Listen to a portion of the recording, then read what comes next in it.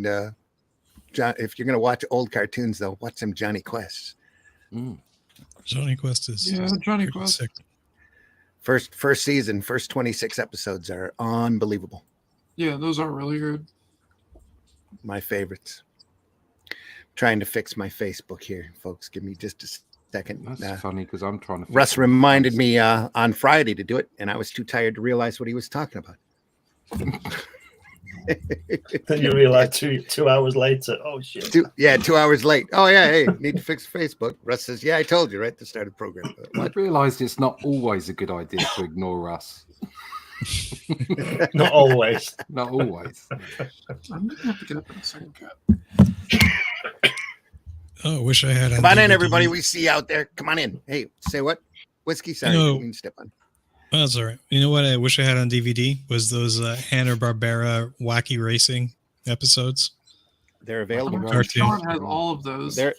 Yep. I've watched a few of them on his Plex server. Give me metal. Give me metal. Give me metal. Especially the superhero stuff. I've got all of them except for Mighty Mightor.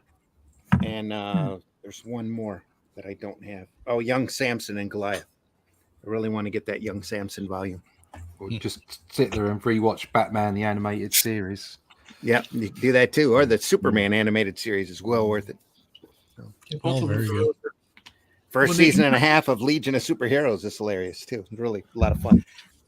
When they introduced Darkseid in the New Adventures of Superman? Was that what they called it? Superman, the animated series, wherever it was.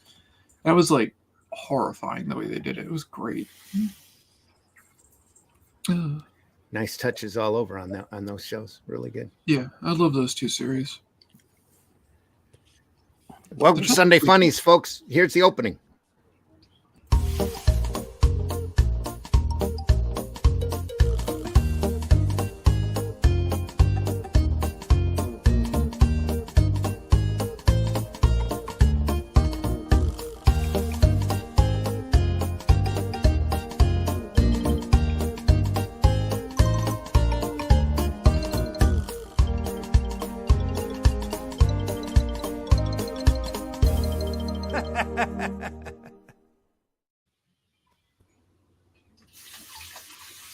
Come on in, folks. It's the 1st of October, 2023, and we're going to be looking at horror stuff for the whole month.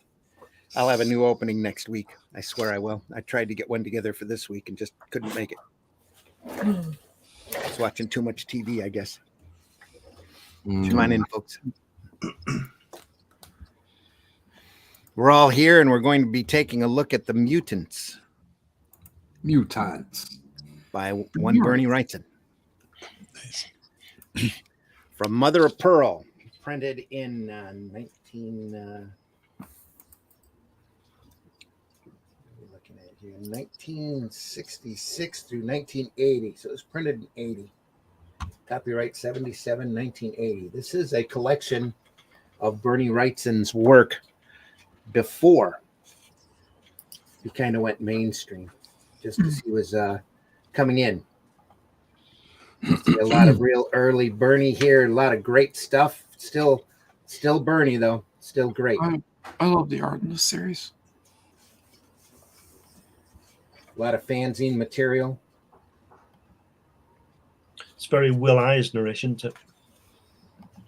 Yeah, he definitely has some Eisner influence. Yeah, he does. Yeah, Nothing wrong with that. No, there isn't. A lot of great feathering work. A lot of great line work. And like you can see his influence from Ghastly as well. Yeah, especially that. Yeah. Yeah. The decade with Bernie Wrightson. It's a little intro by Bruce Jones, talking about his experiences with Bernie during this time. They're all big horror fans. Get that especially. Just a great piece.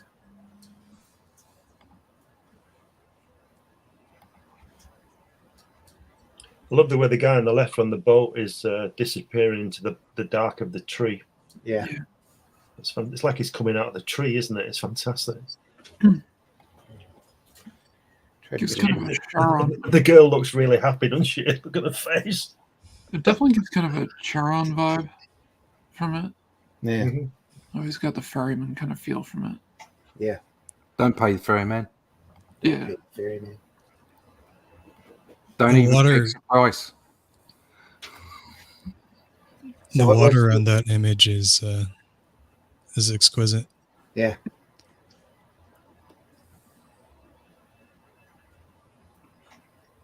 And here are the three witches.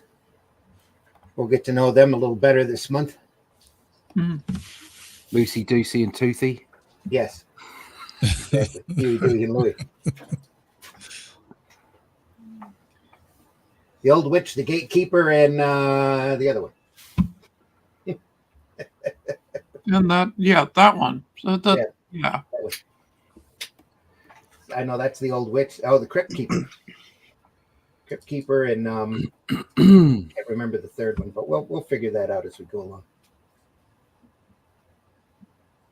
I like the tombstone with EC on it. Yeah. Nice touch. A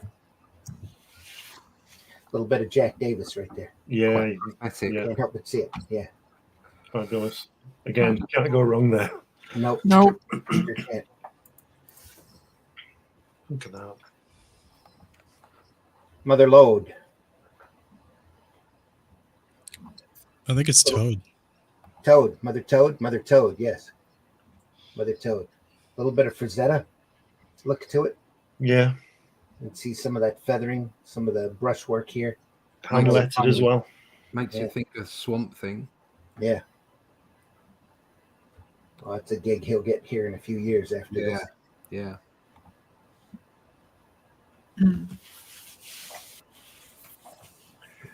It's great. When's that from? 67? Does it say in the top there?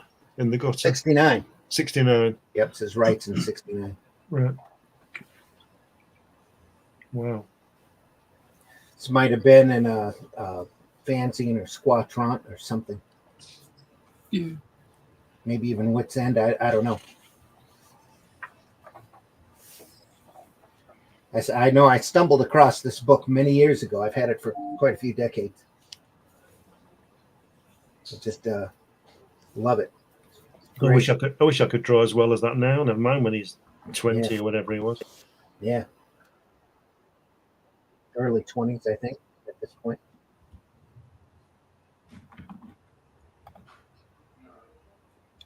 And a little bit of Zipatone. They're in the era of the 70s. Great black and white materials here, too. A little zip, two Yep. different tones. That guy looks like the Red Skull bottom right, doesn't he? Little zombie. Are they like mutated, like current civilization? Probably. And the other ones are like normal humans, but somehow. Yeah. Well, of course, all the girls are going to be Yeah.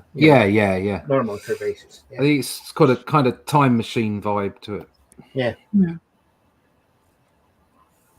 Morlocks. Sort of Planet of the Apes, except for the Little frog here. mutants have inherited society. Mhm.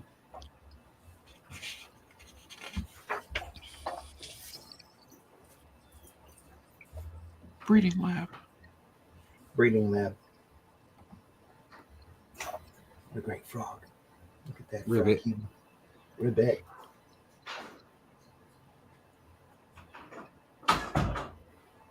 Look at that. No outline, just lines. Great panel. Watching those things ingest food would be terrifying. Yeah. Just seeing that out in the wild would be terrifying. Just so all the beautiful girls are the weird, horrible monsters in this. That's funny. Yeah. This goes to show you when the world mutates, women don't have to worry about it. We can still keep our looks. Here's your dinner. Yeah.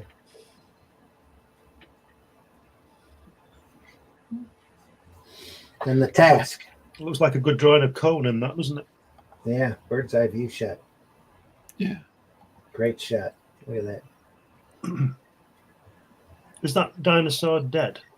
Is he? Yeah. Has he Splattered. whacked it? See how they died out? Must have Yeah. whacked. Yeah. Conan killed them. Conan killed them all. Conan done a lot of them. This looks like white dot screen, zip screen, placed over top the inking in order to fade it back. Here. It's got a nice fuzzy look to it. Forgot all about that stuff.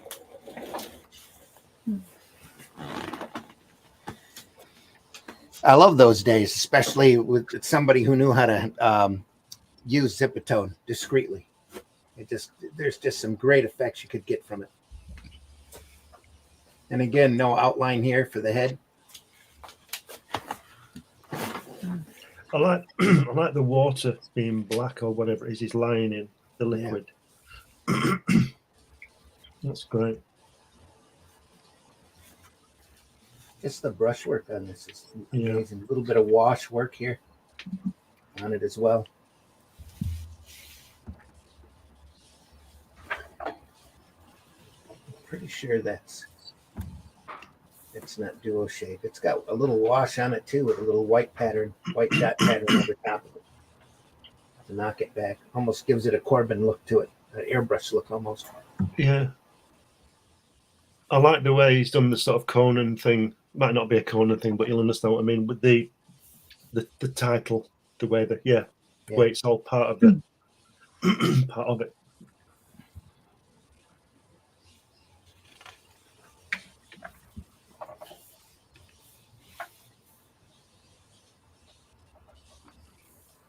I would imagine this is Bruce Jones writing. So I've run across a few stories of his that are like that, large blocks of text all over. He hand lettered this long before computer lettering. The font size is a little larger than normal.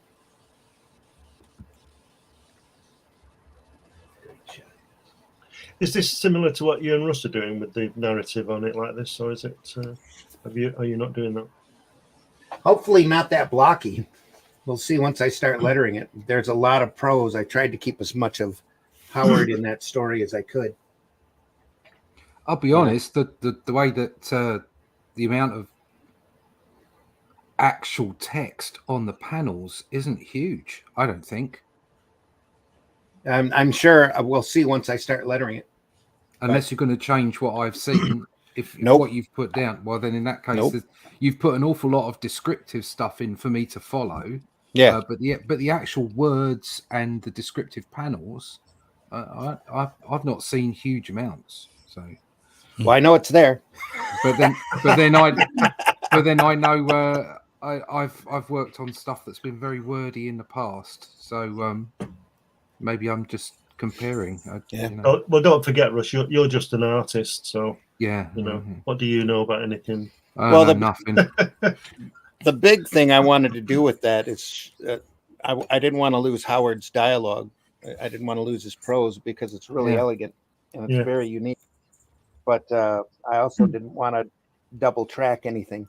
You know, I didn't want to tell exactly what you're seeing in the panel either, because that's not what comics are about. You know? See, this to me, the way it's very wordy, it's like an illustrated book, isn't it? Yeah, it is. One of these days soon, we'll go through Black Mark. I've got a couple copies of that Gil Kane and Archie Goodwin did. This is lovely, though. That'd be very cool to go through that, especially like in the issues, like more of the classics where things came from. Yeah. See, what worries me is that second panel that the text is going over his eyes or his eye. I don't like that at all. That could have been broken up into two pieces so that you could see his whole face. I would have had that out of the box and white out of the background. Yeah. Yep. But not destroyed his head or his eye. I don't like that. Not the eyes. I think he's working from a script here too, because there's a lot of space up here for dialogue. So. Same thing here. Gotta move that up I farther. wonder who's lettered it. I wonder if Bernie has lettered it, because you'd think he wouldn't letter it over his own illustration, wouldn't you? Well, I think back in these days, that's what was done. I think Bernie did the lettering on this himself. I wouldn't be surprised. I don't think they paid a letterer to do it. It's a fanzine type work. It doesn't say. Yeah. But it's always the same when if you letter yourself as an artist, I don't know, the stuff that I've done, I've been very careful to show the important bits, as in the story, but I'm not overly precious about putting the text over the art, if you know what I mean. Mhm. So whereas maybe other people would be more thoughtful about it. Well, when I do it, I take into consideration what the text is going to be if I'm writing it, or if I'm not writing it. I always take that into consideration for what's going in that panel and where I'm going to draw. You know. Yeah. If you're doing both, if you're writing and drawing, that's definitely something you do.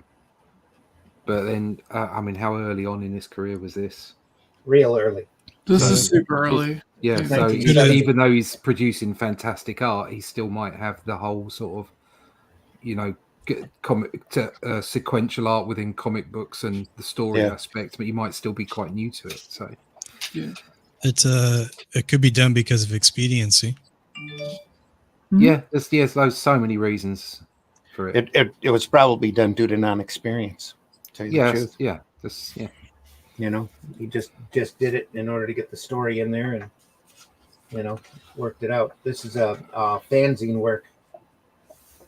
Anyway, so it's not like he's really getting paid for it.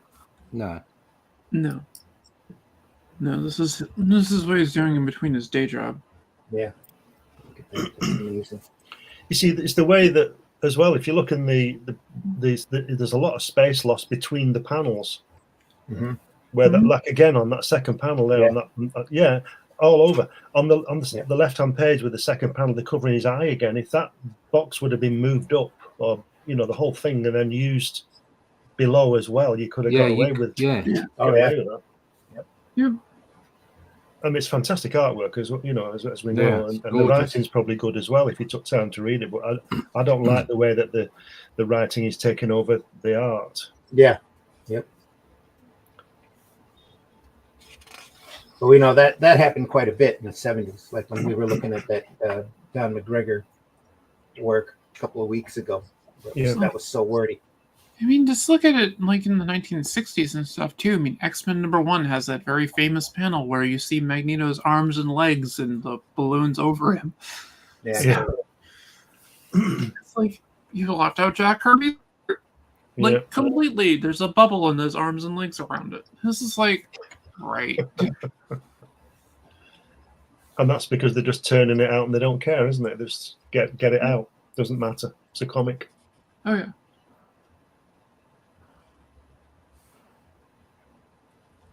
And he gets the girl in the end. Of course he does. Only bloodily. Why wouldn't he? I turn, trying to smile. She smiles in return, and I see for the first time the ageless evil mirrored in the depths of her eyes. Oh. For the 5th time, my fingers tighten on the shaft of my blade. For the 5th time, its worn edge must drink blood. For the first time, a tear wells in my eye. I approach, smiling through misty vision. Soon my task will be over. Oh, dear. Yeah. Well, that's A lot of narration just for that panel. Let's finish that story off quick. Yep. Yeah. And then here, this really looks like a lot of Captain Stern starting up here. Oh yeah, Very definitely. much in that style. Look at the cartooniness of it. And again, a lot of Eisner here. Very much so. Yeah. See that right there. Yeah.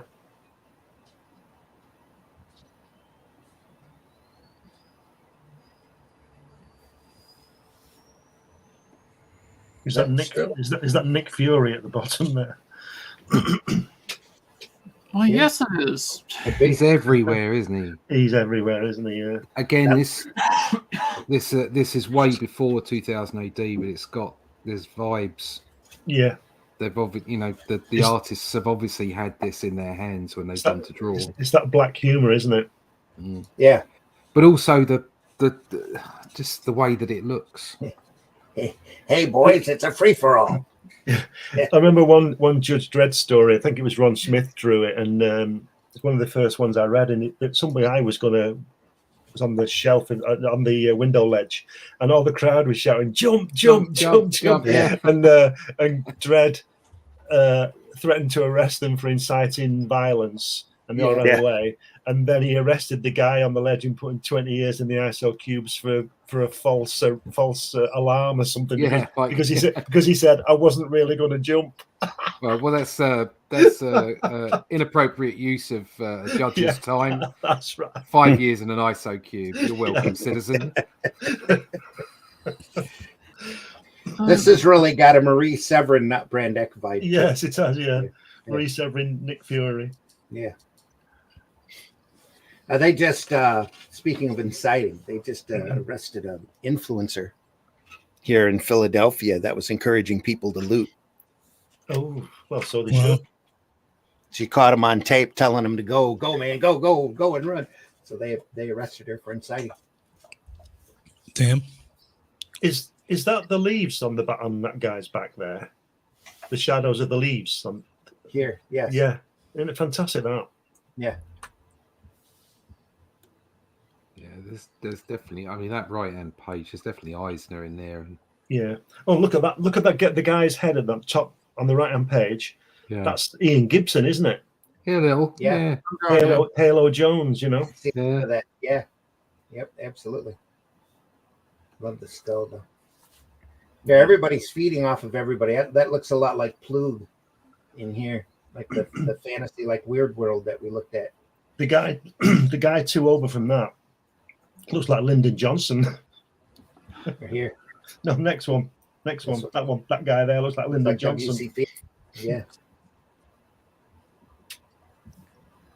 It's another flat on shot standing on Yeah. great little mushroom stool there. Toadstool stool. Great. Triceratops there. oh, Triceratops. Yeah. Hello, dinosaurs. Then this lettering. The lettering up here is very Von Baudet. Yeah. Very Von Baudet-ish right there. That side on of the dinosaur at the top looks a bit like Dragon Man. Yeah, it does. Yeah, the top, right at the top. That's fantastic. Yeah. That bird's eye on the first page, last panel, is really cool.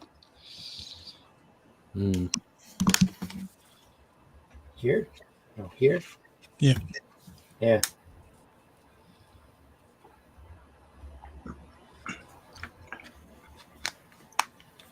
It's great. On that page, on the right hand page there, next to Lyndon Johnson, when he's sort of walking onto you, when he's walking on your head, it's a really good shot, that isn't it? Yeah. We got the Jack Davis foot. Worm's eye view here. Yeah. Looking up. Yeah. And then on the next Flap it panel, down. he's leading with his right foot, which obviously shows he's walking, but it's really clever. That's really good. Just a poor fool. Aren't we all? The game that plays you. Oh, that's like a Steranko page where the angled page, the third panel is it? That's a kind of Steranko type of thing. It's amazing stuff. Look at that old bookkeeper there. Yeah. Yeah, he's really looking at it, isn't he? That guy. Yeah. That's creepy. Can I help you, sir? Great. Would you like a paper bag for that book?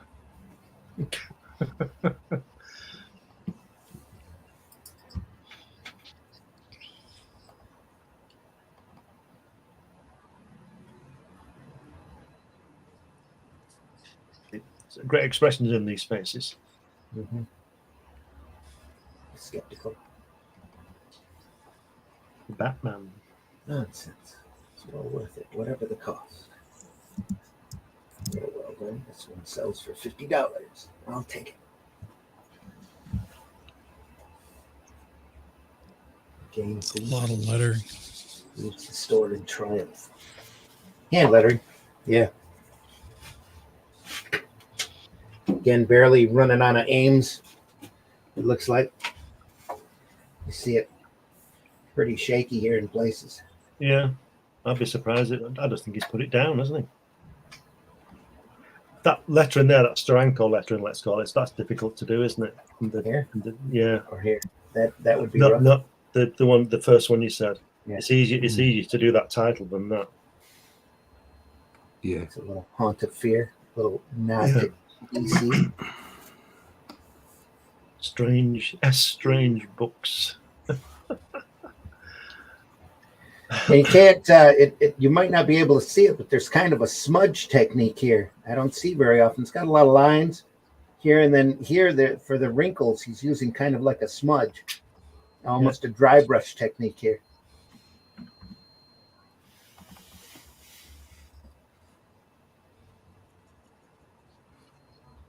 And then again, in the face, he's using some really thin lines. The printing has a hard time picking them up.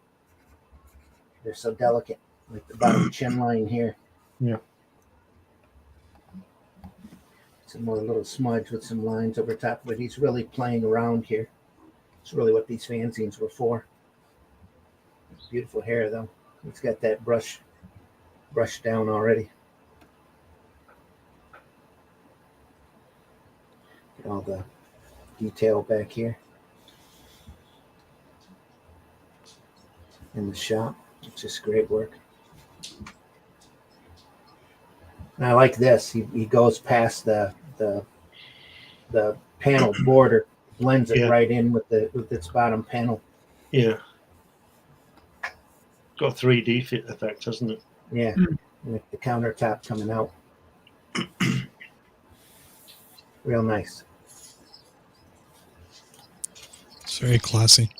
Good hand.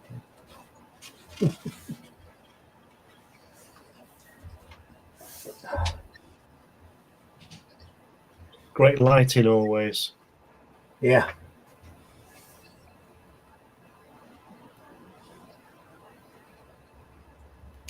You can see a lot of Bernie Wrightson there coming through. Yeah. A lot of the shadow solids. Yeah, the lighting technique he uses, especially that guy at the top, reminds me of the James Whale Frankenstein films. Yeah, it does. In the 30s, you know, Yeah. that dramatic angle and.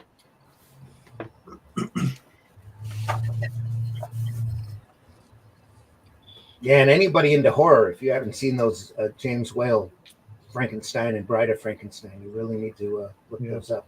Those are Carlos. super classic. Yeah. Yeah, Bride of Frankenstein's one of the best of the classic Universal horrors. Yeah. Mhm. Let's say that. And Son of Frankenstein's really good too. That's a last panel on the last page. The silhouette in the door there. Yeah. You make out the outline of the sword is slightly lighter than the rest of it. It's well done. Yeah.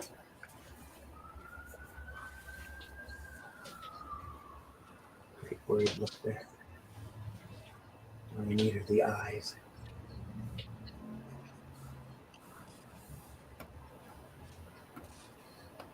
Bloody sword.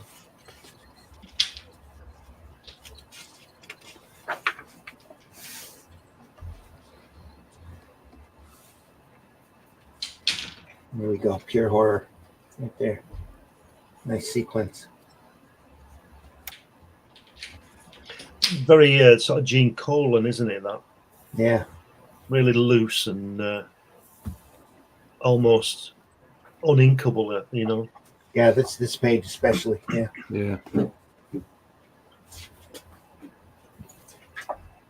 And this is great for setting mood. Just a couple of silhouettes here. Yeah. Yeah, the Those, faces coming clearer, nearer. Go ahead. A couple of the perspective on those panels there are definitely straight out of that Gene Colan vampire thing. Yeah. I like this sequence here. It really stands out to me. Focusing in on the eye and the terror.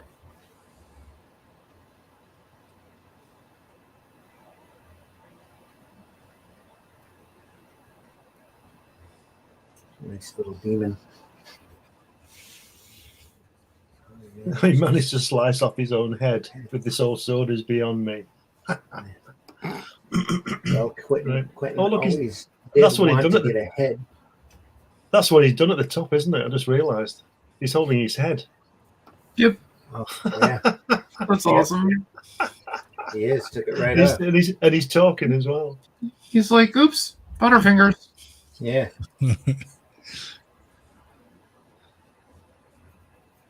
So he changes back from a vampire to a man, I guess.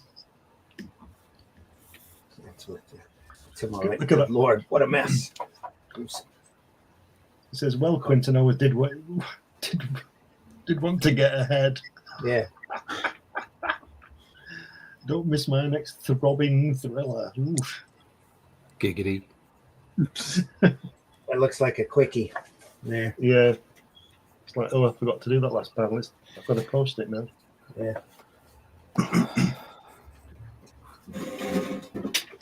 Yeah, that looks a lot looser than the last one, doesn't it? Especially the bottom panel with that guy with the wings. Yeah. Very, very loose, very quick. This here. Yeah. Like he didn't spend a lot of time.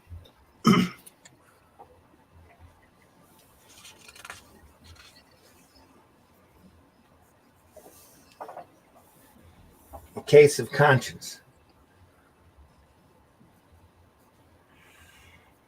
That's great, isn't it? Look at them stairs. Yeah. And the not shadows, but the light next to the door Yeah. cast by the window. by the balustrade. As usual, the lighting is just Yeah. it strikes you every time.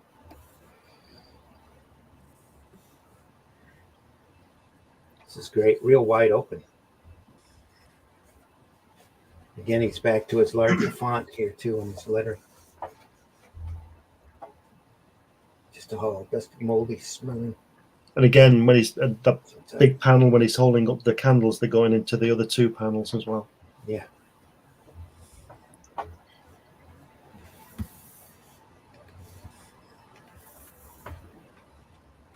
Just a great page. I'd stare at that for a while. The line work on the furniture is just amazing. That moon's big. You should be worried about that. The moon. The moon.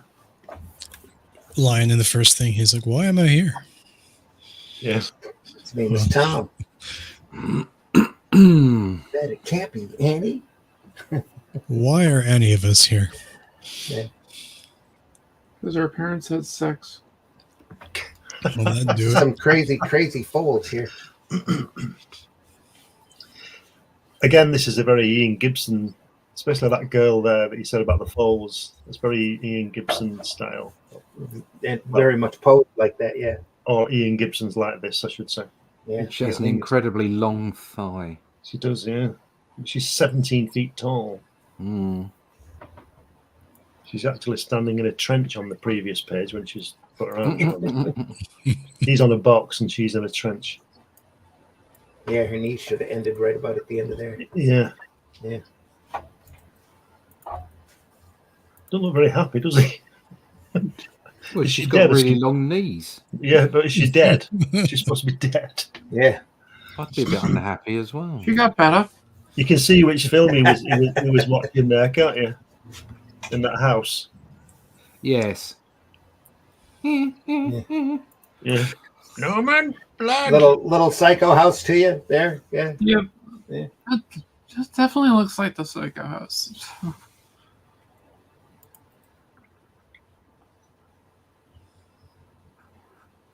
some reason this guy here reminds me of Frazetta. Yeah. I mean Frazetta in real life. Yeah. Yeah, it does kind of look like him. It's geezer.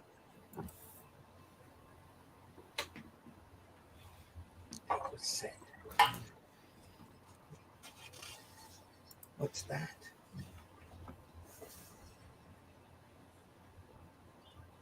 Oh my god.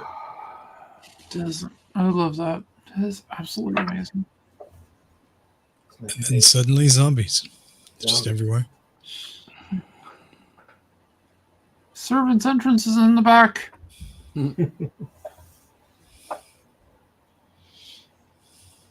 Choked with horror and gasping in disgust, he backs away, but takes only 2 steps before being tripped by long bony fingers. It's not a good zombie piece of art unless you can smell it from the image. Frank Frazetta fights Mike Plug zombies. Yeah. Oh, that smells the attic. We stored in the attic for so long, the book just smells like it.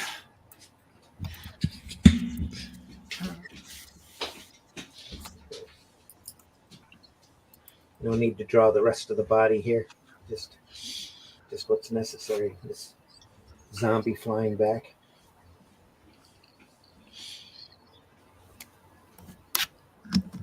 Crazy stuff. When did zombies ever make their first appearance? In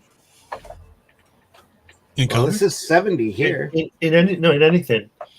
They kind of start as a vampire Right. connotation. So you can make the argument that was it I Am Legend, that some of the vampires are a bit more zombie-like. So that was Romero's inspiration for Night of the Living Dead. What is the origin of the word zombie, though? Isn't that something to do with like? It's old, but yeah. Something to do with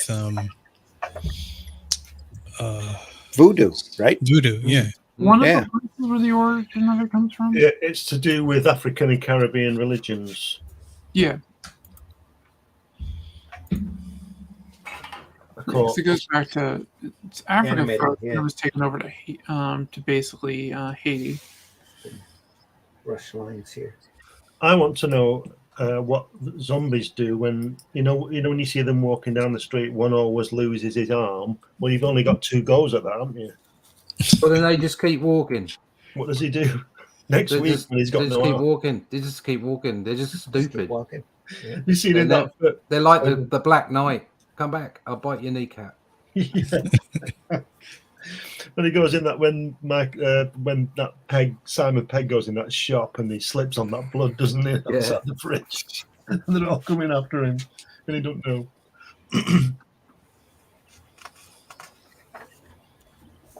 Ooh, whack! Yeah, according to The Undead 18th Century by Linda Troost, zombies appeared in literature as far back as 1697 Wow. and were described as spirits or ghosts, not cannibalistic fiends. They arrived on the film scene around the same time as their monster peers, Frankenstein and Dracula, with the 1932 release of White White Zombie. Zombie. Okay. Forgot about that movie. That's how it goes, and where the band gets their name from. That makes sense. There you go. So, I mean, White Zombie was written by Bram Stoker, I think. Yeah. comics would have followed on from there. That was 1932. So, If you think of things like The Crow, I mean, he's like a revenant, which is kind of zombie-like too. So, well, a white, if they're not talking like if it's spelled like the way I think it's spelled, WYGHT. yeah, then it could be a mythical creature in itself. Mhm. I mean, D&D probably got it from somewhere. this stuff. From classic horror movies and literature. Do you think this stuff, the artwork, is done one to one because it's not as intricate as the other stuff? It looks like it, especially with the lettering here. Yeah, large. Looks like it might have been, Yeah. yeah, same size. Not sure. Wouldn't be surprised though. Those brush strokes look pretty 100% here. Nice little thin lines here to drop the background back as he poisons the punch bowl. While the party was in progress, you spiked the punch, using enough arsenic to poison half the city. Spiking a punch always gets it off to a bit of a bang, though, doesn't it? Eh? Probably caused all the zombies. Oh, so he's returned to the scene of the crime, Yeah. and he's being punished by evil spirits. Maybe vengeful spirits. Vengeful dead, yes. Outside the room, he could hear them lurching and stumbling, painfully making their way down the hall.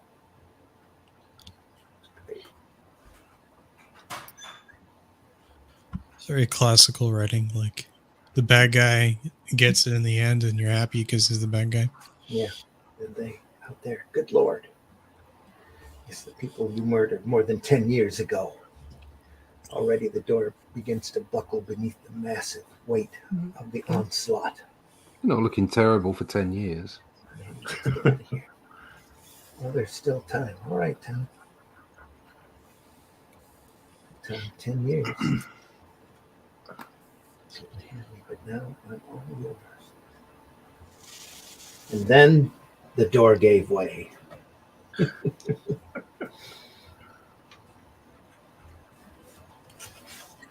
So what? I missed what he did. What did he do? He spiked the punch with arsenic at the right. party. Got Yeah. Yeah, that's what he was doing. Yeah. Normally, you do Yeah. it with vodka, but he decided to do it with arsenic. So she died as well. Then Yeah. they all died. Full I think it was because he was jealous of her or something. I don't know. Yeah, she was marrying somebody else, wasn't she? Darn it. Well, he doesn't really look like a very nice man. You weren't the only one. At least a half a dozen other men were rivaling for me. My family turned you away when you asked for my hand, said you weren't good enough.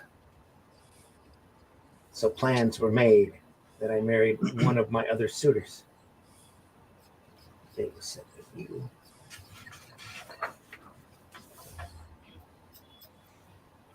Yeah, that's what it was. Spoiled the reception, so they got their revenge. So John Lennon wrote a song about him, didn't he? Huh.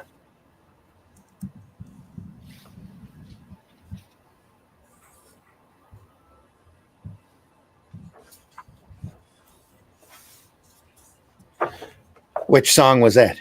Oh, sorry, I thought you said jealous guy. No, No. I thought it was. It sounded good somebody in me. to- It sounded good in my head, but obviously it wasn't. Somebody told me there'd be days like these. I thought it was. Yeah. Adapted from Washington Irving's short story by Virgil Worth, illustrated by Jeff Jones, Alan Weiss, and Bernie Wrightson, 1970. So there's a little Jones, a little Weiss in here too. That's not that Jeffrey Catherine Jones, is it? Have I got Yes. the name wrong? It's that Jeff No. Jones. that person. Yeah. Right. He shared a studio with them in Oh, right.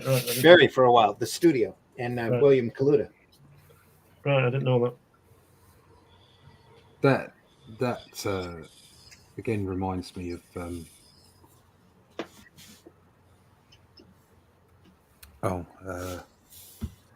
Will Eisner Mm-hmm. on the left there. Yeah. Yeah.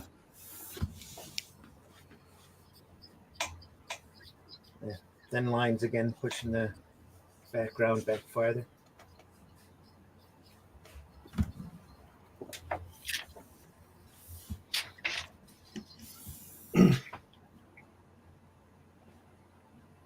It says an illustrated story.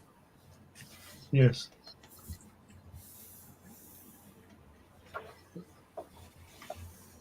That's Agatha Harkness on that horse. Yeah. Agatha. Yeah, look at he's got Jack Davis feet. Agatha Harkness with Jack Davis feet. Wow. Can't beat it. Flapper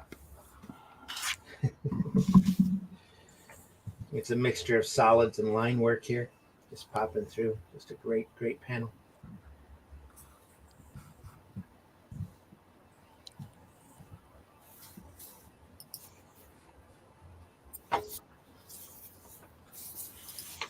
Horse. Some very long faces. Yeah.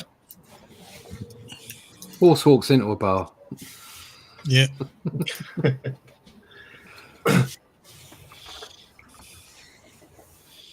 You actually have a hard time telling which one's the horse.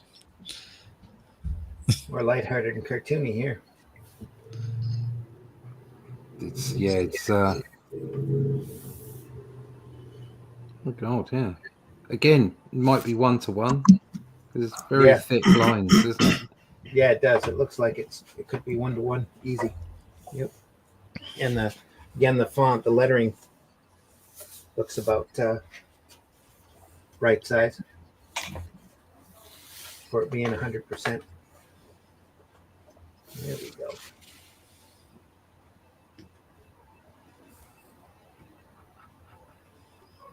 Ichabod endeavored to dodge the horrible missile, but too late.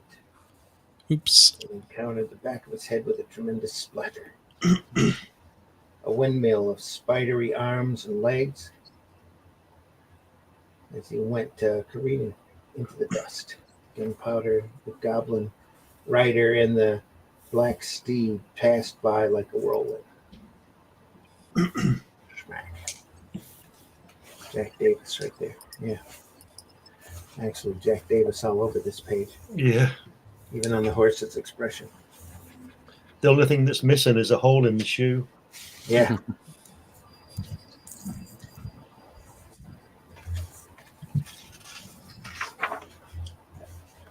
There's some shadows. Is that Abraham Lincoln there? That. It's from that time. It's a hell of a mustache.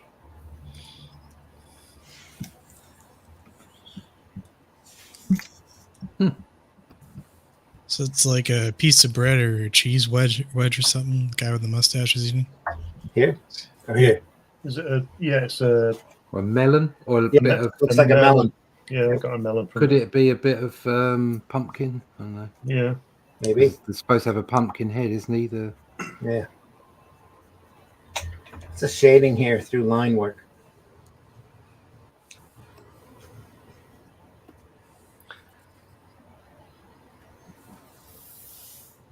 It's against the harshness of the hair here. Not quite as feathered as in the previous stories. He's got a little bit of that here, though. The solids here, just great stuff. Look at that. Great So the leaves. Yeah, great leaves. Make sighing a again, tree and Yeah. leave. No, I'm sorry for the verbal sigh. That's all right. It was not meant. It was not meant for anybody.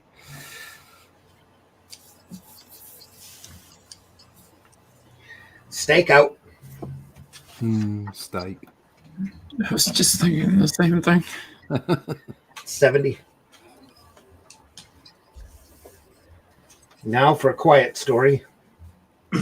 Quiet, yeah. Look at the face. Yeah. Look at the face and expression on his face. Just great. Just it's all over the place, but that top left panel, first page. Yeah. Yeah. It's just ridiculous. It really does set the tone for the Yeah.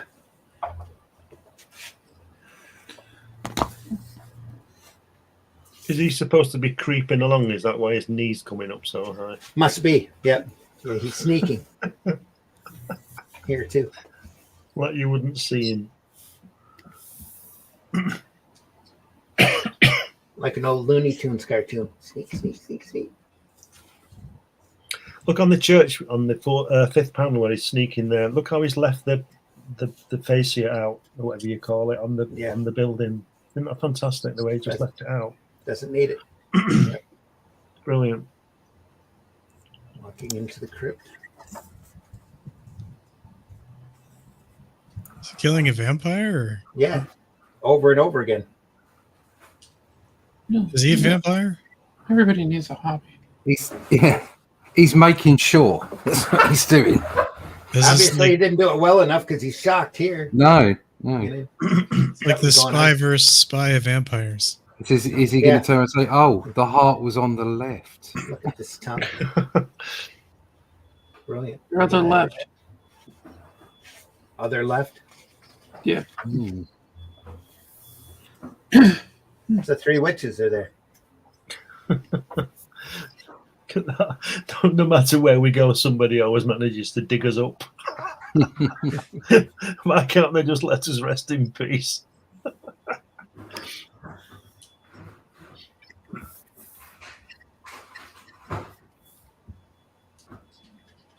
Yeah, this is one piece of graduated zip right there Yeah. that he left there. Just cut out the parts he didn't want, starting from almost solid black to about a 20% tone here. It's like a Cerebus, isn't it? They've Yeah. seen, Cerebus probably took the layout from this. of course, yeah. Oh, you can guarantee that Dave Sim was looking at a lot of this kind of stuff. Yeah. Oh yeah. Everybody was back then, though. Anytime they could find it. But with Cerebus, the harsh blacks Mhm. and the lots of negative space, and yeah, I mean, it was obvious it was getting inspiration from this kind of thing. It's right from that era too. So look at this. Here's some illustrations for you. On that third panel, is that pencil? Just pencil? Those trees? Yeah. Is that just pencil, or is it a dry brush?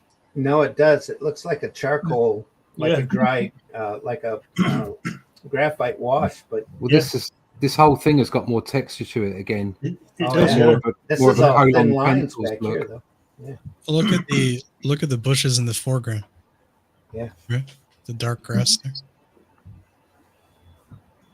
Just great.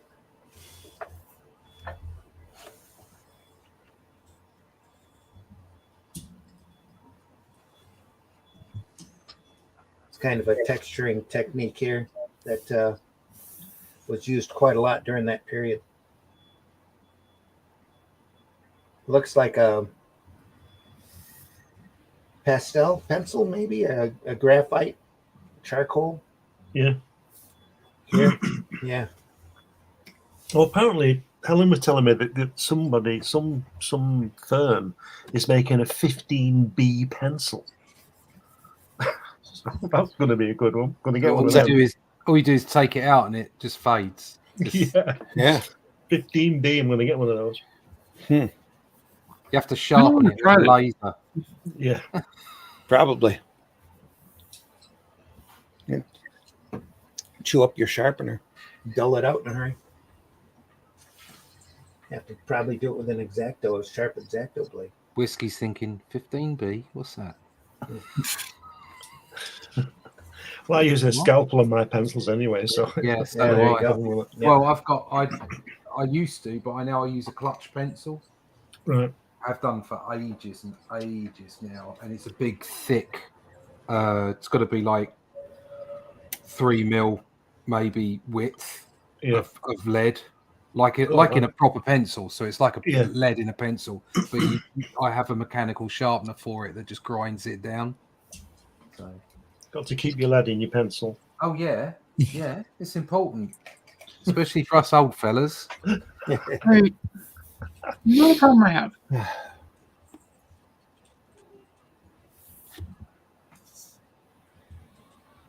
Oh, look at that. It's a bubbly mushroom. He is the father of pain. Look at that. Look He's at killed him. Yeah, look at those two on the end there. Oh, dear. These here. With the way those young people are sort of part of those bugs. Yeah. Ugh. Oh, That's kind of disturbing. Yeah, it's freaky. It's like the caterpillar from Alice in Wonderland has some kids. Yeah. Yeah. Ugh. It's terrifying. A little bit. There's the reaper of love. Father of pain. He eats broken hearts and drinks their tears. Drinks shed tears. Yeah, well, everybody needs a, good refreshing. Hobby. Yeah. Well, no, that's more of a, decent drink. Get that graduated tone there. This looks like all little line work here. To show the texture of the road or the ground.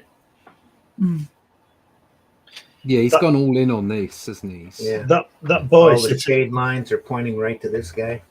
That boy, and the second panel where he's sitting on the mushroom thing. That boy, the hair on that boy there, and the pose is fantastic, isn't it? Yeah. That's really nice. And underneath his trousers, where his boots go, you can see the light shining up. Yeah. Or his dress or whatever it is he's got on, but you can see the light at the top of his boots. Yeah. Reflected light. Fabulous.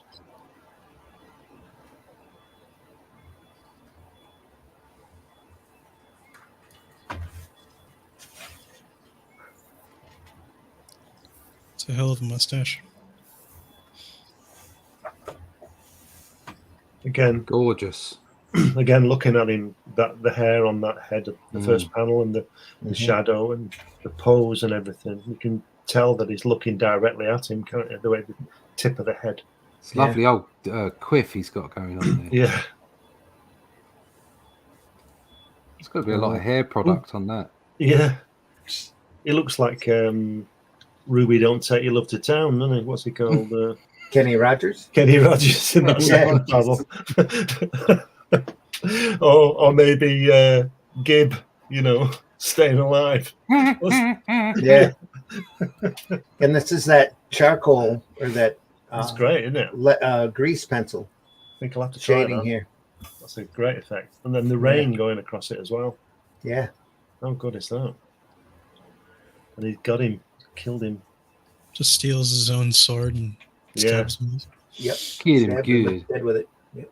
Kid him good. Little detail. Frogs here. Yeah. That looks Hogarthian almost right here. Looks like Hogarth's Tarzan that we just looked at. That's great, isn't it? Hey, what are you doing with my sword? Oh. Line work and charcoal back here too.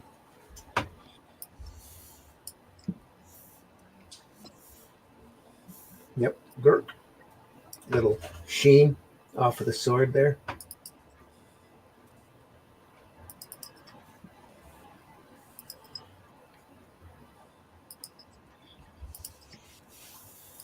What a way to go with your own sword.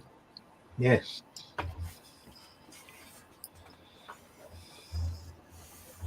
Hey, it's back and sleeping. And he's back in the room. Yep.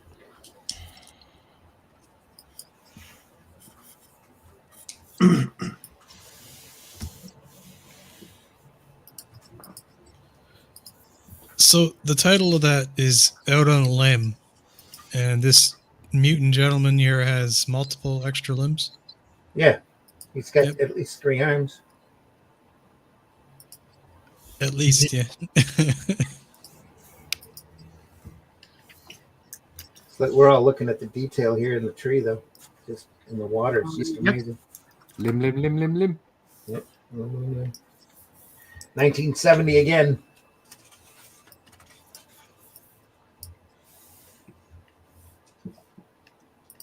These trees are excellent. He has an extra arm.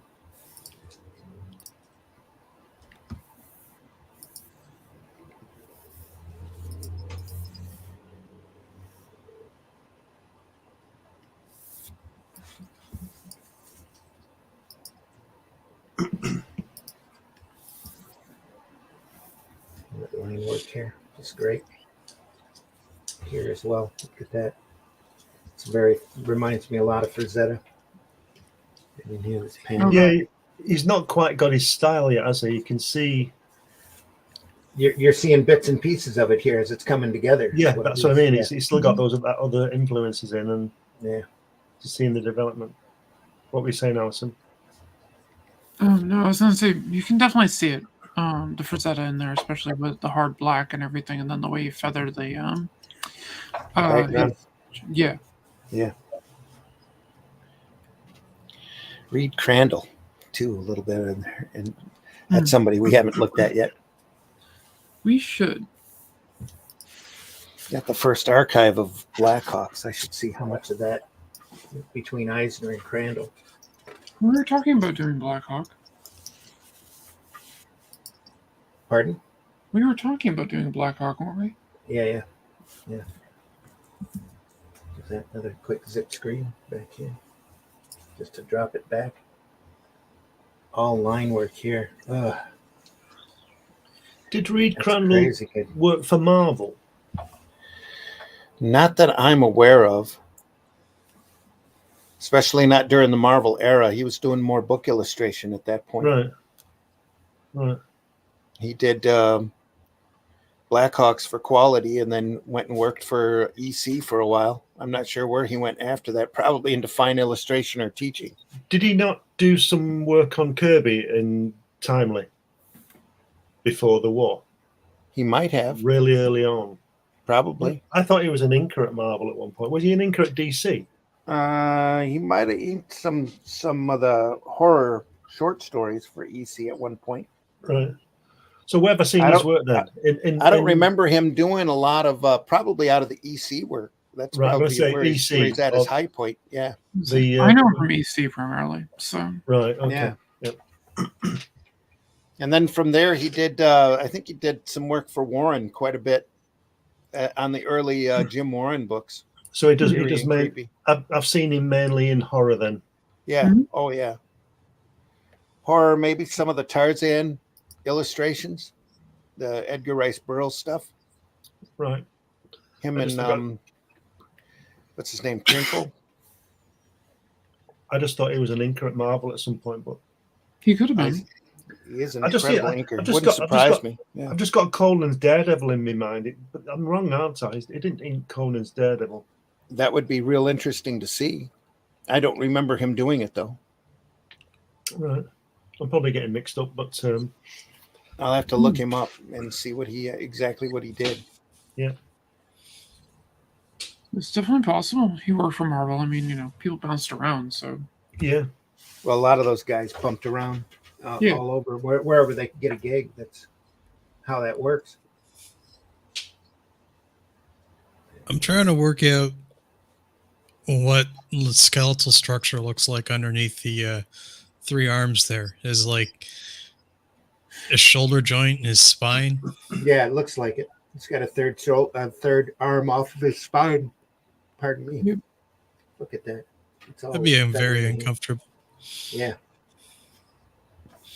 Well, that's probably why he's so angry.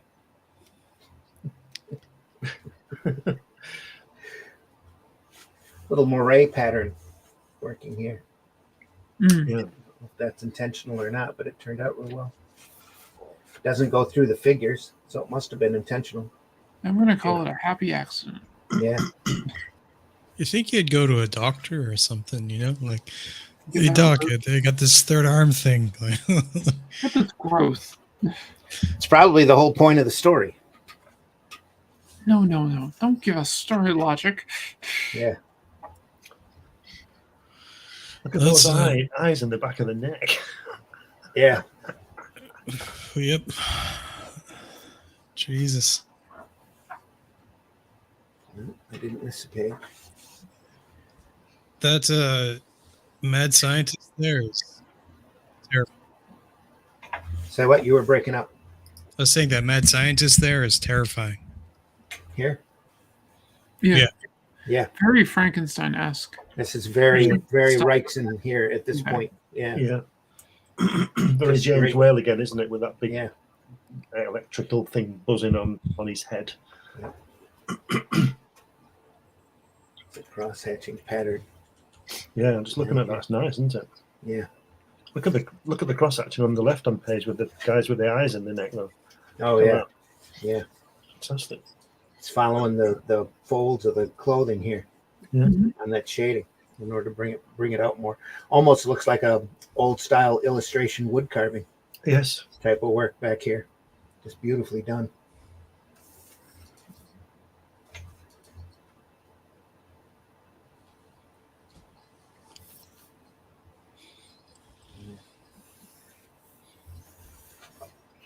Bringing the electricity in. Oh, that's as far as that goes. Oh, he fried him. That's what happened. Brought the electricity in and he charred him up. That's why he's looking so surprised. Go. Yeah, Oops. that's a crazy piece. Fun. Oh, so well done, though. Look at those flasks. I'll fix you right up. Look at that compared to, you know, what he ended up doing, which was sort of Frankenstein. You know, this is Frankensteinish. Yeah. Yeah. And the then other what he did, you know, with Frankenstein. Wow. Yeah. Had the other proto Frankenstein story was when he was working with Warren too. We have a couple of plates in the back of this book that didn't make the Frankenstein book that he had done. So we'll take a look at those before we're over here. Conjure Woman. Boing. Right, kids. Sugar's here. Great. You got Oh, sorry, we've been ignoring the chat. That's terrible. You got a third arm. What a coincidence! Look You at got a that. third leg. Look at that guy there. Look, who's he got on the end of his string? This guy here. Yeah. Who's that?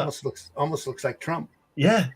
It does. 50 years before Trump, there he is dangling his head. Yeah. The Simpsons have got nothing on Bernie Wrightson. That's right. Sorry, chat. Didn't mean to ignore you. HR is in the house. Look at that. Levi's in the house. Look at that pot, how it's raging with fire. Now it's white hot. Look, how good is that? I'm making a comic page right now. It says, my favorite era of Bernie is his 70s work.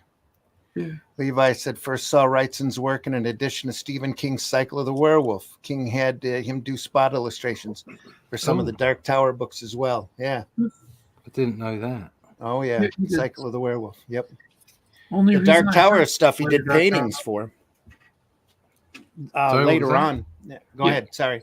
No, I said one of the only reasons I have some of the current Dark Tower books, or the recent ones, because it has his art on it. Yeah. Masterful work, the brush lines. Yeah. Wow, that's a classic. Yep. Back when artists couldn't rely on colors, they had their shading and contrast well developed. Yeah, they had to. Yep. Zip screens and all that. This great era, though. Not afraid to do stuff in black and white. Text should have been reversed, negative. Yep. Black box, white, light gray text. Yep. Back then, that they'd have had to do that photographically, and nobody's got the probably the time or the ability to do that, unless you laid it out and lettered it in white paint. Yeah. Ingalls, Eisner, Frazetta. Yep. Also Rockwell. Yeah, I can see a little bit of that in there. McKay. Yeah. The sleeping, the bed. Yeah. I love when panels are broken and it doesn't break the reading. That example you showed is a good example. Yeah. Mm-hmm. Thanks. Glad you're here, Jens. Gotta go. Bye, everybody. You have a great Sunday. All right. Dave, thanks for popping by. We're always archived over at our YouTube channels, Indie Comics Network, Black Belt Comics, and the Randy Zim channel. You can always finish us up over there. You got a third arm. What a coincidence. I got a third leg.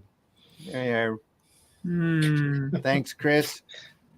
Yeah, thanks for the input, Chris. Another happy accident. Oh, well, down the garbage chute with you. Yeah. Oh, great. Glenn stumbled on a new conspiracy theory. What's that? I'm not sure. Neither am I. I was the last one up here, though. The last remark. Just look at the line work here. It's just amazing. Just crazy. Yeah. I wish I was that good. Yeah.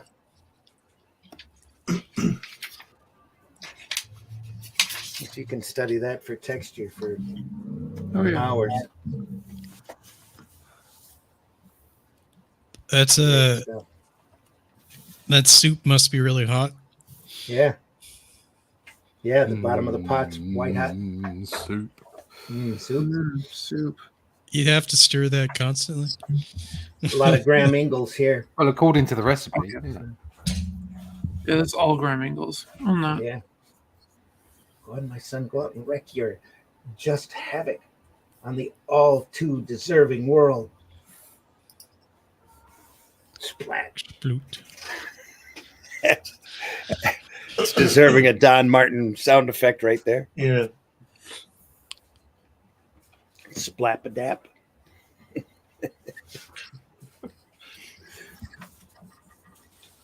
And that's the end of it, eh? That's the end of it. On to Maudlin Love Comics. Looks like something that National Lampoon would have printed. A bit of a nipple going on there. Is there? Did I miss it? Uh-oh. Am I? Oh my god! No, I've just Oh. seen the top of the strip. Oh. That's no. There's a little bit right there.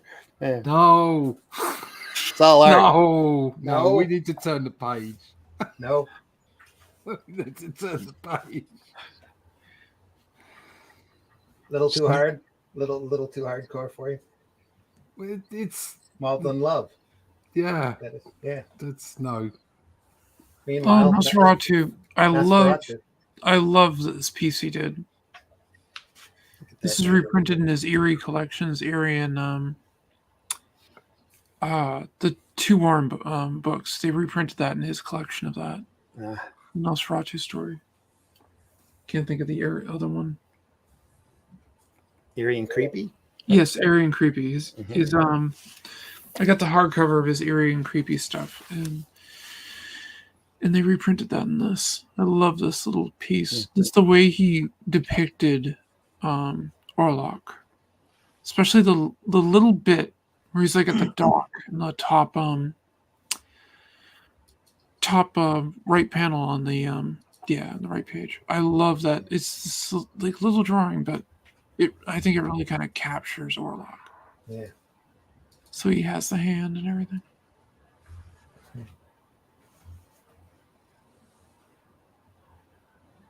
He Great definitely way.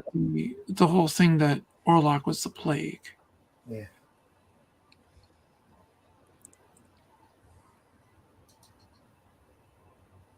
And I also love his introduction they did on the left page in the third panel. Cowboy Lock. Yeah. I redrew this entire thing once just because I was studying it and I was like, I have to know every line. Yeah.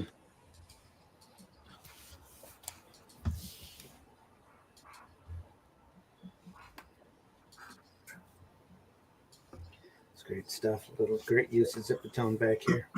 Mm-hmm. There too, just to drop it back enough.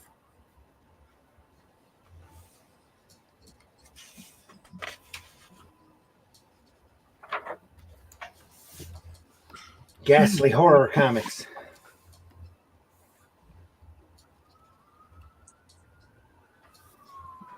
Oh, they found me. Uh-oh. It's a good lord. Good lord. SWAT.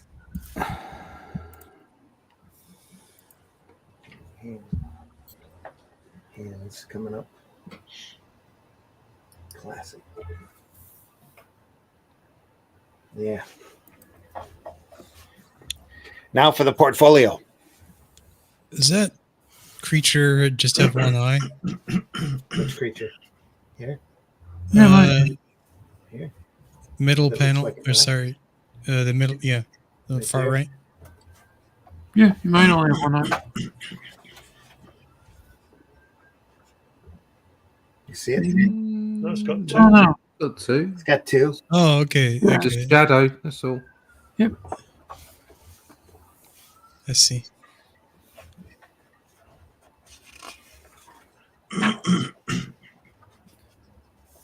Oh, he's Conan again. Yep. It's a little barbarian. The mutant man with a girl. Just goes to show that looks aren't everything, doesn't it? Yeah. The lighting in that. Good Yeah. God. Yeah, that was amazing. Again, all cross hatching. Back here, it's all solid and line work. 70 again.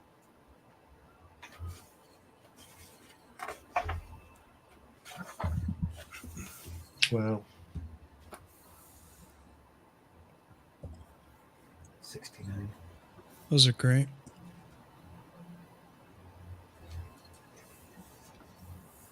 This little Orlok looking demon character. A long arm, isn't it? Yeah. Yeah, it's got a very long arm. It's Reed Richards with a Batman helmet on. A couple of them too. There's an elbow there. He's got super long Oh, arms. I love that. That's Yeah, I do like too. Slender Man stuff. That's Yeah. creepy. If his arm had been the right Yeah. length, it wouldn't would- have. It wouldn't work, would it? It wouldn't have the same creepiness, would it? Yeah. I just love that horse's hoof. Look how he just squiggles it out at the bottom. Yeah. Mm. Do you know, I'm coming down with something. I'm plummeting good. fast. Yeah, I hope you get over it soon. so do I. It's just starting. It's all the dust from these old books. I can feel myself going down. Oh, that's not good. No, it's not good at all. You take care of yourself, buddy. Wow, look at the shading on that one on the right, that lagoon guy. Look at that. Yeah. Isn't that fantastic? Swamp thing looking. Yeah. A couple of flasks here. Amazing. Failed experiment. Do you know, I love the way he does on the drawing on the right. You know the shading on it? It makes it look like he's shining, doesn't it? Yeah. Yeah. That really thin line. There's movement in the drawing. Yeah, it's fantastic, There isn't is. it? Like he's shimmering. You do not get that these days, it seems. With a lot of Very, art. very Adams. Yeah. Oh, yeah. With feathering. That's from 71. The tendrils are just hilarious. See, what people like Wrightson and Adams did, and Buscema and what have you, is they gave the impression of the real world. We were Yeah. speaking about this before with surrealism or impressionism. Sorry, they gave the impression of the real world because they understood anatomy, they understood composition, weight, and all those things. And Mhm. what's happened is since you've got a lot of artists who are going for like a hyper realism, and as good as those artists are, and there are some great artists about, there's something lost in that. Yeah. And if you look at Neil Adams' stuff, his stuff is beautiful. His anatomy's great, but it's bonkers. I mean, just go look at his stuff. Mhm. It's impressionism. It's not realism. It's Oh, yeah. and that's what makes it exciting to look at and take on. That's and good comics, though. Over exaggeration. Yeah, I know exactly. Completely But agree. it's being lost. It's being lost in this Yeah. in this world where everything's at hand, every reference. And don't get me wrong, you should have reference, but like tracing everything or getting everything just so it's absolutely correct. I mean, if I've done it myself, would I have put those long arms on that guy that we were looking at just now? Maybe I wouldn't have. Maybe I'd have gotten that wrong. Whereas Wrightson just put these like super extended arms on it, and it looked creepy, and it worked. Yeah. And it's easy to lose sight of that aspect of comic strip. See, he's done it again with this guy on the right, hasn't he? His arms very long. Yeah, Probably not yeah. too long, but it's Oops, sorry. But again, it's like it's an incredible creature, so it doesn't matter. Yeah. But there's just an element of if you try and be too realistic, too correct, you can lose something. I think you're dead right, Russ, because these people know how to draw, and that's the bottom line, isn't it? They know how to draw, they know the form, they know why an arm works or an elbow works like that, and that's the thing. And if you're tracing things, which we've all done, we're not capturing why it's doing it. We just like the image and we nick it.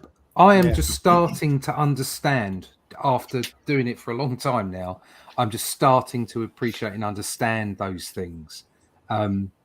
and it's making my artwork better, I think, and it's not making it more correct. It's just making it better. Right. And you know, I mean, the perfect example of that would be Kirby.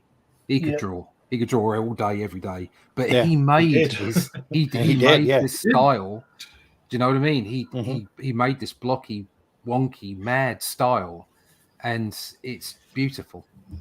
It's a thing of beauty, and yet it doesn't. It's bordering on surrealism. You know, it's bonkers. Yeah, I think you've got to know the basics. To cheat, you know. Absolutely must, yes. And that's what these people do. Yeah, absolutely. And that's why we look at them and marvel. Decide to give up. Here's some marble. Yeah, no, Something I've to stare at for a decided. while. Yeah. I've decided that they're my benchmark. Yeah. Yep. You know, I'm not gonna be arrogant enough to say I'm anywhere near them, but they're my benchmark. You shoot for the stars, you'll hit the moon. You know. Yep, that's right. Very Steranko, that one on the left, isn't it? The guys folds on the guys. Clothes. Yeah. The face. Space work there. The depth in the one on the right. Good lord. Yeah. Crazy, isn't it? The guy, isn't that guy on the beam looks like the demon, doesn't he? Up here? Kirby's demon, yeah. Kirby's demon almost. looking down with his cloak. Yeah. And that lovely line at the end to get the definition of the wall right at the back. Fantastic. The way he fades out the back. Yeah. How he has it literally looks lit. I mean, that's just great. And the depth he's showing here. Yeah. Dropping back. Yep. Yeah. Just amazing. Again, his use of hard shadows is just amazing. Right. Like the thing pointing over from like the beam above and looking down is like, ooh, I'm gonna eat one of these people. Yeah. They're all menacing. Lambs being led to slaughter.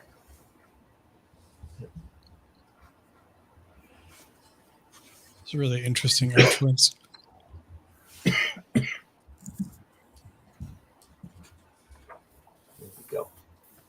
Oof, got that Karloff. It's alive. Yeah. They almost a Steranko layout there, though. Yes, those tombstones Screaming, and things. yeah. Yeah. The tombstones are great. The whole piece is just amazing. Yeah, it is. Just phenomenal piece.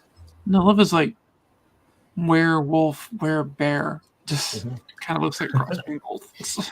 Man, bear, pig. Yeah. And like most of his werewolf drawings he tends to do, he's always running off with a girl. All line work for that texture here is just amazing. Yeah. And then the drop back thinner lines for the haystacks and just this beautiful piece stuff on in his the clouds. website of a guy like leaning over a fence that had like some skulls on it and stuff. Oh yeah. It looked Yep, amazing. Iconic. Those clouds look like an explosion, don't they? Almost, yeah. It helps give more of the sense of movement in the piece. Like you get the feeling that the werewolf's moving just by the clouds.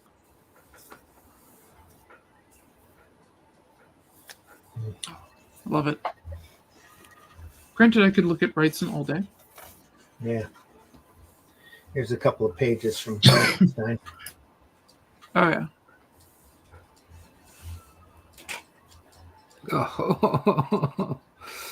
Keep going. That's like the cause of his tendonitis right there. Yeah. Yeah. Wow. That hurts just looking at it. It's so good.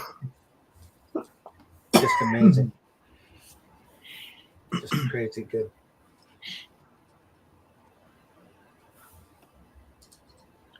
On that bottom left of the first page, Randy, is it white on the mast? On the sail on the mast? Is it got white out on it? Yeah. That's what it looks like. It's like a little zip screen on there with white over top of it. Yeah. I'm going to look at it closer here. Sorry, folks. Nope, I'm very sorry. That is not, I doubt that's even white out. This is all line work here. Wow. All So it's just like wood. delicate. It looks like It's a like gray wood tone. cut. Yeah, Yeah. very much so. Here, take a look. Go in closer on that. Wow, Look at that. Look at that. The weight of Thin, the lines thick, as well, thin. light to thick. Yeah. Yeah. Just amazing stuff. All of it's just delicate line work. There's no gray tone on that at all. So I just want to sit all day and watch him do that. Yeah. Oh, yeah. What about Same the rigging? here. The rigging as well, Randy. Is that the same? Just white left there, white of the board, so to speak. Looks like it. Yeah, it is. Yeah, look at that. Oh my god. Woodcut, almost. Yeah, Yeah, it's fabulous, isn't it? beautiful. He's suddenly found his style, hasn't he? Yeah. Yeah, this is where he really cut loose on his Frankenstein stuff. Like that. I think it's Gene Colan's approach in this and his pencils. It's the kind of we said it before about there's actually no black, is there? There's always light in there somewhere. Yeah. And that's what he shows, and Yeah. Gene Colan does that with his pencils. When we covered Gene Colan, I said that when Tom Palmer, Couple touches of it. Yeah. Klaus Janson came along, and his style is really suited Yeah. Gene Colan because he's very loose. It's the wood beams here. Just really stand out. Against all of this scientific equipment here. Just crazy good.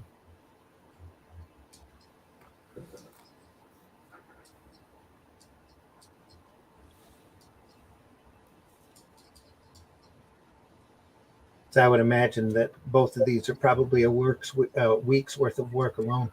Oh god. No, he just did it before breakfast. Yeah. It's a Sunday afternoon piece. Yeah, Dinner. he put his Kirby head on and got on with it. Yeah. For all you artists that are coming after me, screw you. Yeah, Yeah. basically. There you go. See You what you look can at do this. about that. Yeah.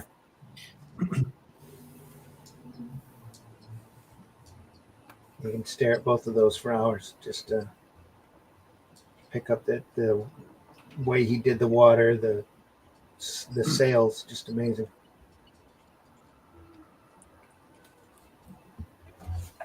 I want to see the pencil work to see where he starts inking it and when he leaves out. Does he render it completely, or does he just know that he's going to go in there with that? I don't know. Happy accents. No, he can't have that many happy accents. No, this is all skill here. He knows what he's Oh doing. yeah, no, that's all Yeah. skill. This is talent. Yeah. Otherwise, we'd all draw like this. Yeah, exactly. Two more.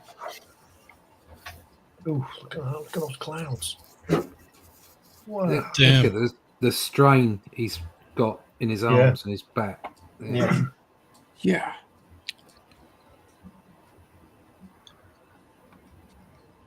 Look at All the of this delicate line work here. The lighting on that tree. Yeah. That Yeah. and just the jacket / cloak the guy's wearing. The way Yeah. it's picking up the light. It's just amazing. I've seen something of that image before, like something similar, an illustration somewhere. Probably in the actual Frankenstein book. Yeah. Yeah, that's from Frankenstein. So at least These there's are plates that didn't quite make it. Yeah, he has similar plates in there of these scenes. No, Yeah. I meant like another medium, like another story. Can you imagine, though, doing this, getting this done, sitting back and looking at it and going, I could do better. Mm. Yeah. Don't put that one in. Don't put that one in. I'm not happy with that one. So Yeah, it's this one only- sucks. Why do I do this And one? Yeah, it's only taking me a week to do it, but forget it. On this Look at tree, you probably can't see it that far away from the camera, but let me pull it up closer and you will see that is all horizontal, all horizontal lines Jeez. Oh dear God. on that tree. Damn. It's all just beautiful line work, He draws grass like I do. one blade at a time. Yep. True. Trees are fun. Flexi curve. Yeah. I actually really love drawing trees. I'm doing a tree model right now. It's a pain in the... I was gonna say that can't be easy. Nope. Granted, medium I do love to work with is, I mean, I do a lot of paintings, so, and I just like working with like landscape paintings, because I can just kind of lose myself in them. Happy little trees. Exactly. Yep. Then you have happy little Allison. Mhm. Ready again. Here we go. The tree I'm working on is like gnarled, and it's supposed to be an evil looking tree, so it's need all the extra rendering work, I guess.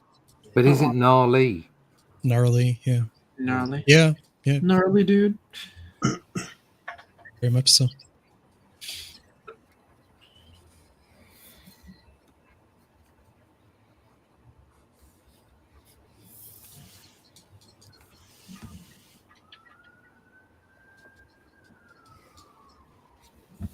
Discovering the body in the grass.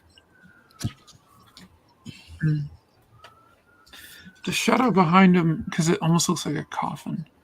Here, yeah. Has that guy who's dead in the grass only got one shoe on? Yes. Hmm. Yeah, probably. Had to get rid of the other one, had a hole in it. No, I'm just thinking of Chinatown when he found that shoe and he lost his shoe in that water. Yeah. Oh, yeah.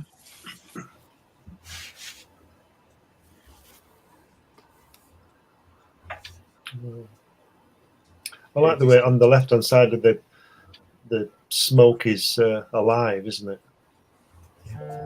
Yeah, it's alive. Mhm. It's alive. And again, all textured, mostly horizontal lines here for the background.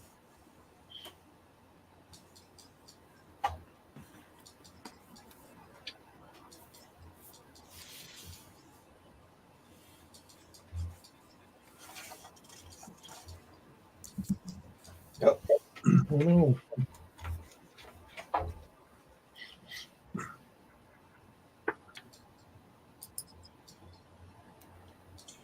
It's like Mr. Spock.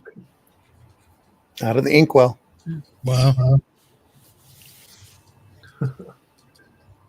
Fantabulous. Mother of Pearl, folks, The Mutants by Bernie Wrightson. If you find this book at a show, buy it. Yeah. It's worth That every was, penny. I don't know what it's being offered for on eBay, if it is, or even Amazon. So that was an education. Wrightson's fantastic like that, though. Just want to learn how to ink, you look at the best. Yeah.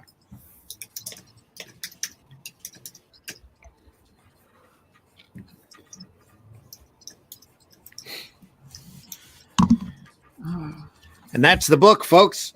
So thanks for watching us. This is the 1st of September, or October, I should say, of 2023.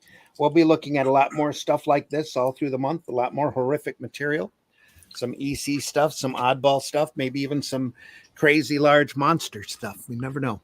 I'm just looking on eBay. This book is on for £120. Is it? It's actually not bad, considering the print run's very low. And then It below was an that, incredibly low print run, yeah. below that, there's one for there's one for £40. Oh, I snatch You've it. got one signed, that's £56, and then there's one for 28, 53, 54, 49. So you're getting an idea of what it would be. Yeah.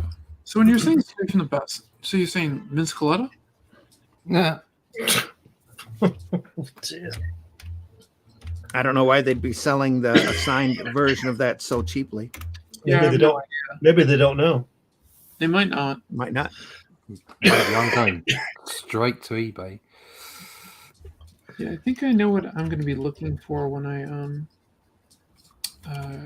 get paid this month.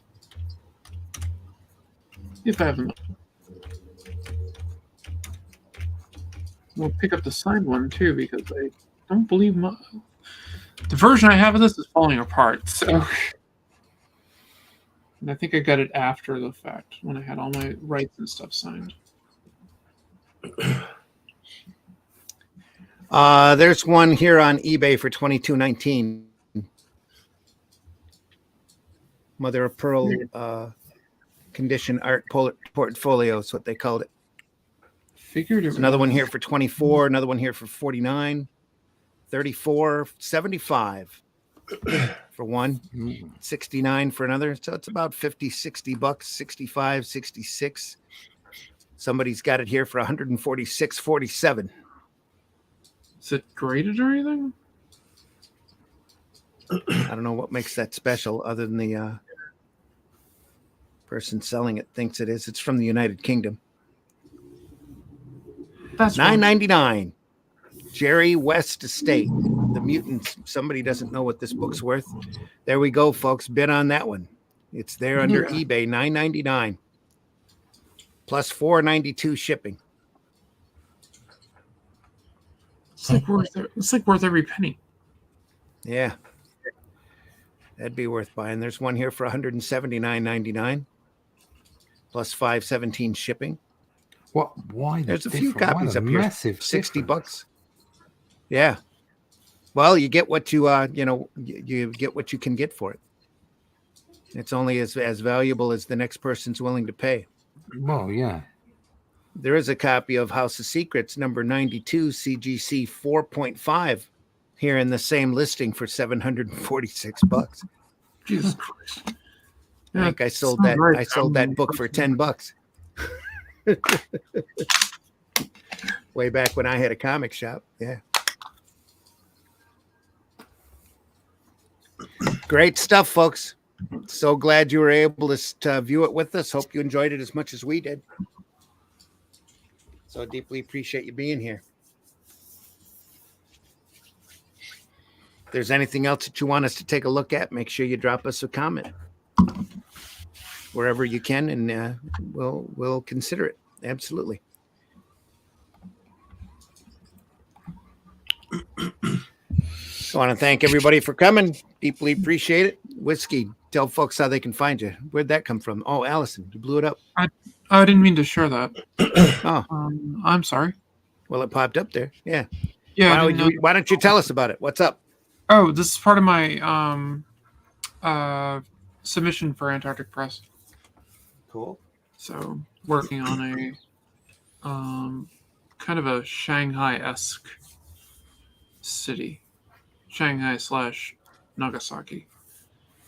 Ooh, we know what happened there. Yep. This is what I've been working on for my Stray Cappies. Oh, there you are. Yeah. And Blind superhero or blind samurai, some kind, Ronin kind of a samurai, or Ronin, maybe. more of a Ronin. Ronin is a samurai. But yeah, and this is I was working on this on my stream on Friday. Great. Since you're up, you might as well tell folks how they can find you. Well, you can find me on the Indie Comics Network Fridays, 3 p.m.-ish, when I can get myself together to do it. I'm right here all the time. I'm on all the regular social media. And, Vic Medina and I are going to be doing another stream together where we're going to be doing a Monday nights, play around 9 or 10 Eastern Standard Time that we're calling the AV Squad. Because Allison and Vic, there we go. We got it. Okay. Nice. Yeah. Mm-hmm. What are you going to be talking about on there? We're going to be drawing, and we'll probably have guests on, do more Cool. drawing, hang out, that type of thing. But this is basically a draw stream where the two of us can hang out and draw and have other people on to draw. So, I invite all of you. Would If be you got fun. stuff to push and whatnot and you want to do. When is that on, Alison? Oh, it's going to be Mondays, like a week from Monday, I believe is what we're going to start with, like around the 9th. What time? 9 or 10 p.m. Eastern Standard Time. We haven't quite ironed out the time yet. Cool. So be more of a leaning towards late-ish night, not like overnight yet, but late-ish night on the Eastern Seaboard. Well, at least Well, that's 2 a.m. where I am, so I'll probably be up to see that. I can completely understand that. Glenn's always up. Like I was last week. Yep. Yeah. Whiskey, tell folks where they can find you. You can find me on the old X there. Just gonna pull up the thing, and there you are. Bandit Ricochet on X. Send me a message if you want to get something made in 3D, and I'll get you hooked up. Kind of working on this 3D right now today, actually. Just working on the trunk. Oh, trees. Yep, spooky trees for the season, I guess. Looks like the bonsai tree I have in my front yard. Yeah.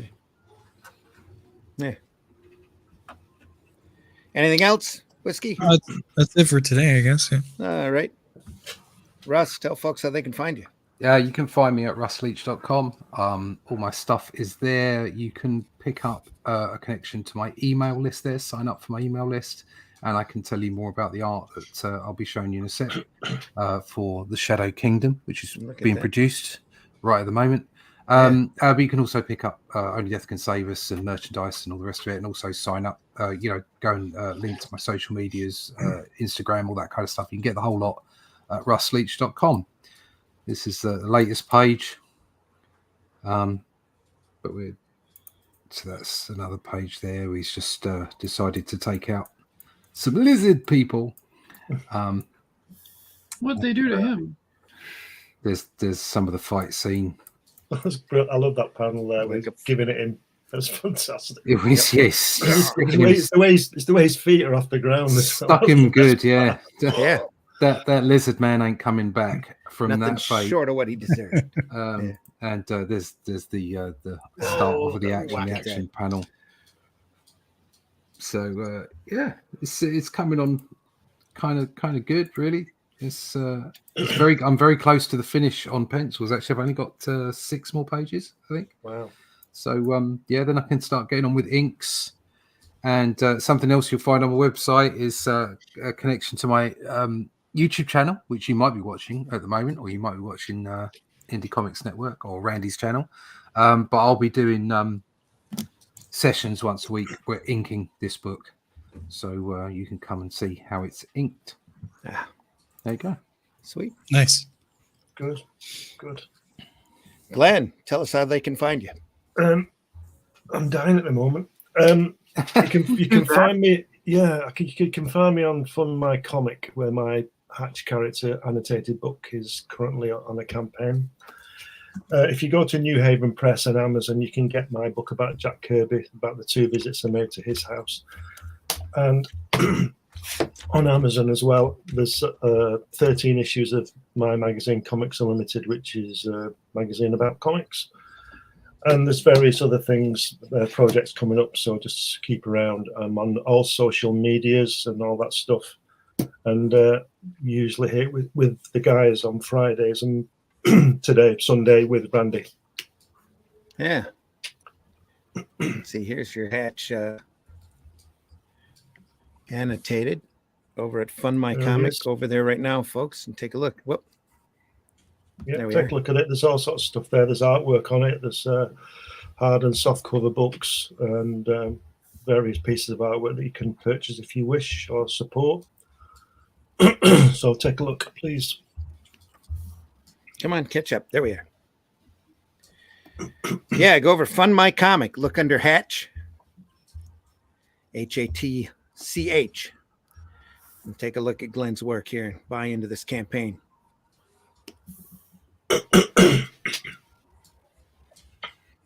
Thanks for showing that. No problem. Happy to do it. And folks, while you're over at Fund My Comic, go and check out, let's see if I can get to it from here. The Out of Obscurity campaign. Also, there it is right there in front. Somebody must have just bought into it. 53, 1800. We're well past goal. Oh, and it closed 17 hours ago. Sorry, folks. It's too late for that. So, You deeply appreciate you looking at it anyway. Yep, I teased, but it's done. So That's all she wrote there. But they can get it through you, can't they, Randy? Yeah, they can. We might have a few stray copies available at the store after it's printed, but I am not sure. From the way Luke was talking about it, they were just going to print to order and let it go after that. Wow. So that's a lot of great little short stories and a little bit of monkey nonsense. Spank is in there narrating the book, and there'll be a short story in there by me as soon as I get it done. So I've no doubt it is a funky monkey. Is that after that Doctor Who story you're doing for me? Yeah, The not story, article. the one I forgot all about. Yes. Yeah. I will get right in. Yep, I will get that done. Don't let me forget. Great show. Thank you all. Thank you, Levi. Thanks for stopping by. Chris, thanks for stopping by. Ifrin, HR. Yeah, all you others, appreciate you. Yep. Really appreciate all the folks that watch us after the fact, because I know 9 a.m. on a Sunday is difficult for everybody to be up and around for, but we do appreciate you stopping by and taking a look. This whole month, we're going to be looking at some phenomenal horror comics, so make sure you stop back in every Sunday, 9 a.m. We'll be here. Plus Friday at 5 a.m. Comics by Night. We'll be doing the same thing. Not the exact same thing, but we'll be looking at more great horrific comics all month long. So Very exciting. stop by and take a look. There is some phenomenal stuff coming up. You do not want to miss. Anything else, folks? We deeply appreciate you being here. Make sure you talk positively about this business.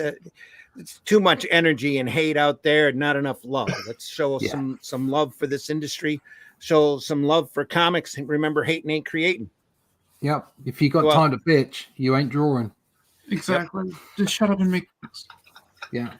Shut up and work. Yep. Do great comics, folks. And if you love this business, tell folks all about it. Make sure you give comics as a gift. Christmas is coming up, and there's lots and lots of great graphic novels available for great Christmas gifts. If you've got a horror film fan out there, go out there and dig up some of these old Vault of Horrors and Tales from the Crypt and Eries and Creepies, and they'll be impressed that at how great that they are. I promise you, there's a lot of great stuff out there.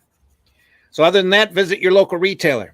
Say hello. Look at those boxes closest to the ground. There's all sorts of great prime gold out there just waiting for you to discover. If you, especially if the mainstream or the mainstream, I hate even using that. The corporate comics aren't quite making it for you. There's all sorts of great comics out there just waiting for you to find.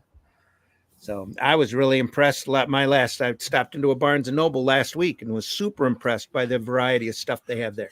A little bit of Marvel, a little bit of DC, 2 whole racks of independent books, some of which I had never seen or wanted to see up front and personal before. I'm probably going to have to go back and buy about 3 books that I saw there, and a whole ton of manga. So go there and enjoy, folks. Black Box Comics in the house. Deeply appreciate you. What's up, everyone? Thanks, Black Box, for stopping by. We were just about to step out. We just got done taking a look at The Mutants by Bernie Wrightson. The great Bernie Wrightson, I might add. And you'll probably see more Wrightson here later in the month. Mm-hmm. Wouldn't be surprised. So, folks, take it easy. Remember, Sunday Funnies here at 9 a.m. every Sunday morning. Comics by Night, 5 a.m. every Friday morning. We'll look at more great, phenomenal comic stuff, great graphic storytelling. I hope you'll join us. If you like this program, tell other folks. Like, subscribe. Hit that like button, hit that love button, like and subscribe over at the Indie Comics Network, the Randy Zim channel, and the Comic Book Black Belt channel as well. Make sure you give us some appreciation. So we deeply appreciate you being here. Thank you so much. Anything else, folks? Buy independent comics, especially ours. Especially ours. Especially us. Yep. So this is the divine intervention. You could become a spiritual guru on your own, but you just have to tie your shoes, and you just have to know how to eat burritos backwards. Absolutely, folks. Words to live by. I will never be a spiritual guru because I can't figure out how to eat a burrito backwards. There you go. He explains it, but that's a much longer clip. Folks, good. We'll see you. Say what? I'm You're good. You're good. One's enough, right? Yep. Take care. See you soon. See ya. Das Vidania.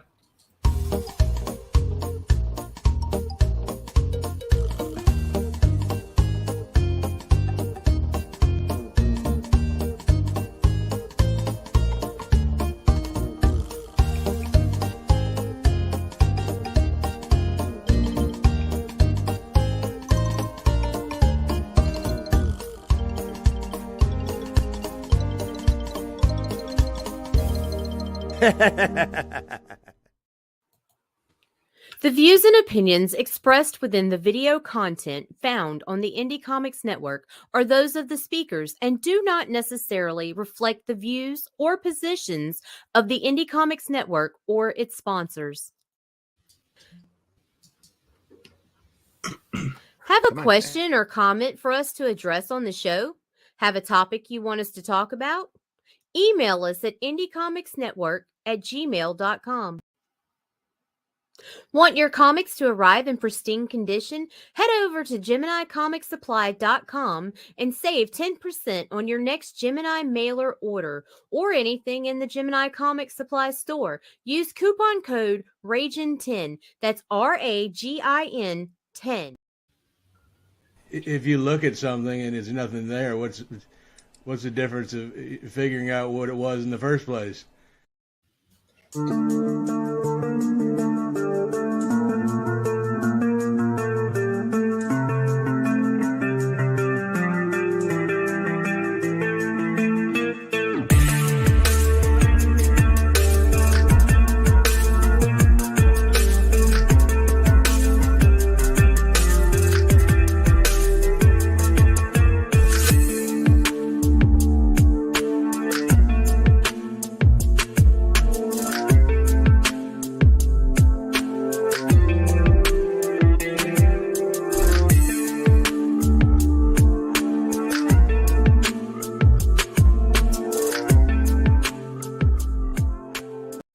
Oh, you silly, simple bastard.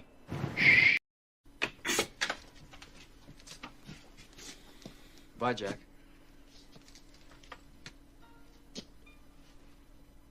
We really shook the pillars of heaven, didn't we, Wayne? No horseshit, Jack. No horseshit.